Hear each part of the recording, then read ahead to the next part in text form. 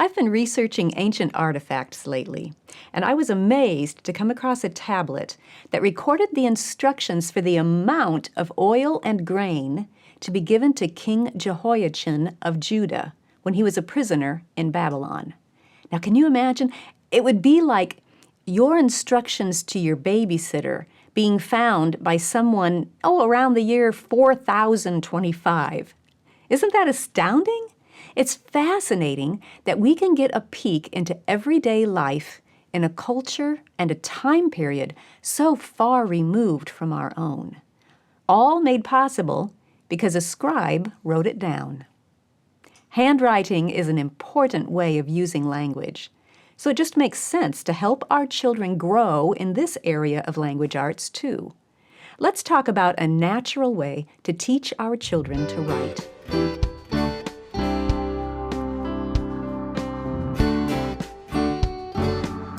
Welcome to the Simply Charlotte Mason podcast. I'm Sonia Schaefer. I love the natural progression that the Charlotte Mason approach uses in handwriting. If you would like to learn more about that progression across all areas of language arts, check the description for a link to a video about the natural progression of language arts when done the Charlotte Mason way.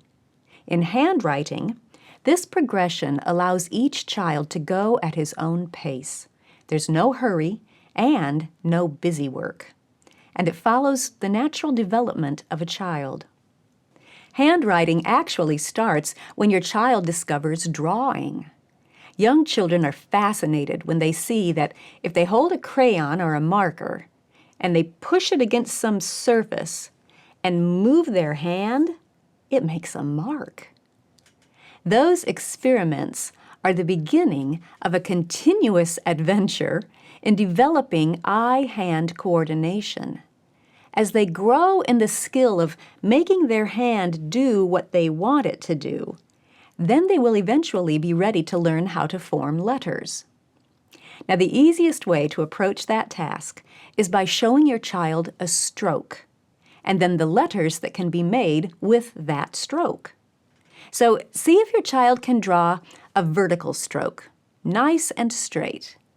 It's important to allow him to draw that stroke using his large muscles. A tray of sand works great for this. He can feel what he's doing, and he can easily rub out any part that doesn't look right and redraw it as often as he wants to.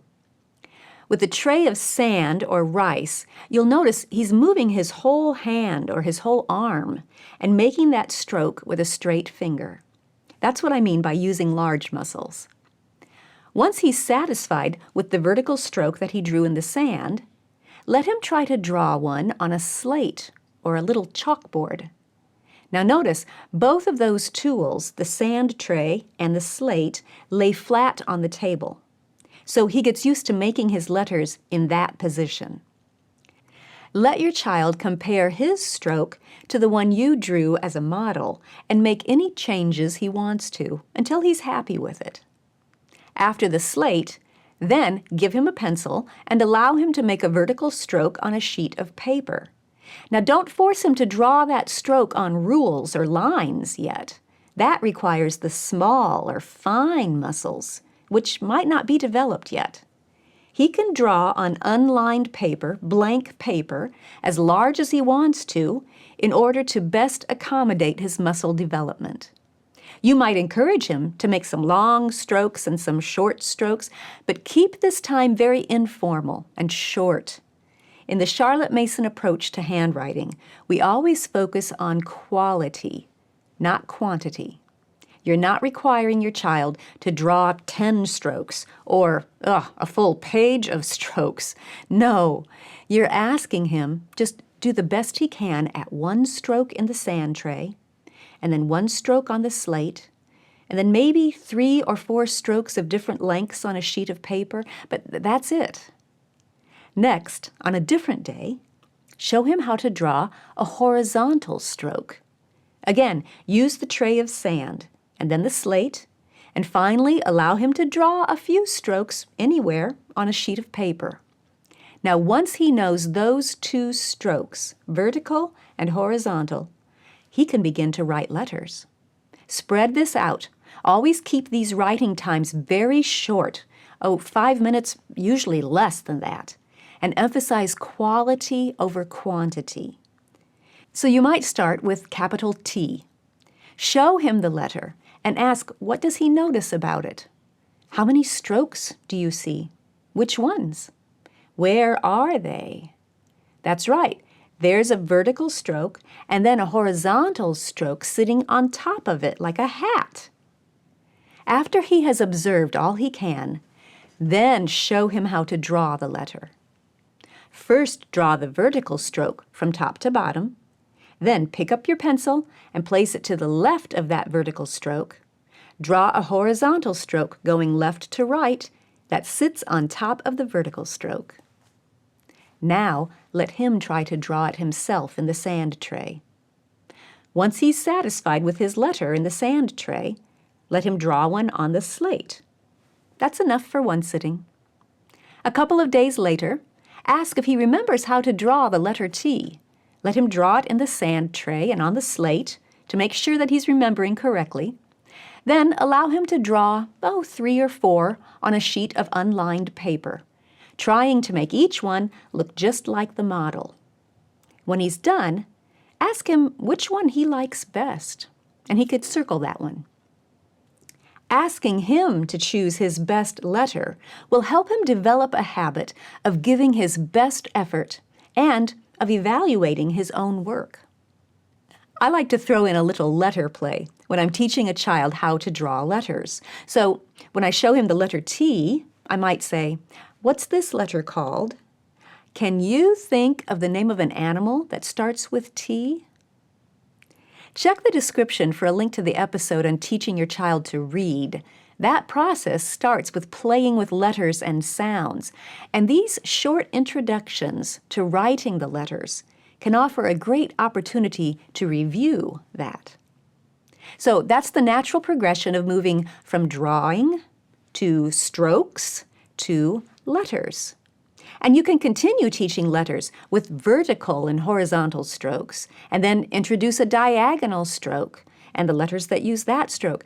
Once your child's fine muscles are ready, you can introduce the challenge of writing the letters on ruled lines.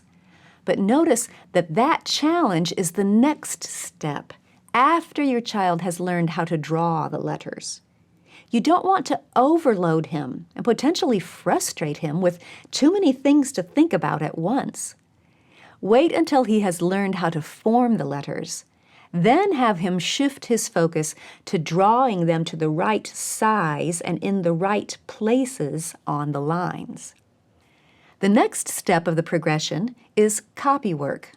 Well, technically, your child has been doing copy work when he looked at the model of the individual letter and tried to make his letter look just like it.